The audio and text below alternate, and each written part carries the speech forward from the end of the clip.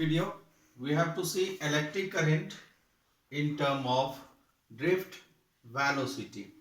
So the consideration are, we have taken a conductor of length L, cross sectional area of the conductor is A, and N is the number of free electrons, that is the charge carriers per unit volume, and Vd is the drift velocity of the free electrons.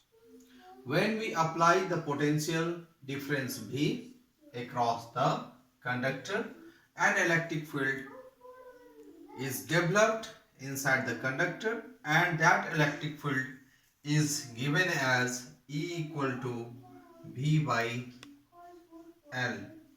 Now, the number of free electrons contained in the length L of the conductor, the number of free electrons contained in length L of the conductor is given as capital N, and capital N is equal to N into A into L. A into L is the volume of the conductor and N is the number of free electrons per unit volume. So it will give the total number of free electrons inside that conductor. The total charge carried by all the electrons will be Q, and Q is equal to NaL, which is capital N, total number of electrons, into charge on an electron. So this will give the total charge of the electron inside the conductor. Now all the electrons entering at right end will pass through the left end. What will be the time taken for the electrons to pass over the conductor?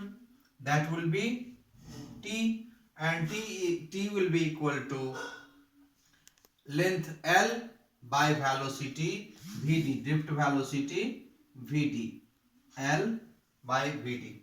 It is same like the formula, time is equal to distance by speed. So the length of the conductor is L and the velocity is Vd. So the time taken will be L by Vd. Now we know that the current through the conductor I will be given as Q by T. Now we have to put the value of Q and T. So here I is equal to, this is Q. We have already determined Q. Q is equal to Ne into Al. So NeAl is the value of Q and T is equal to L by Vd. Obviously this L and L will cancel out and this Vd will come into the numerator. So I is equal to NeAVd.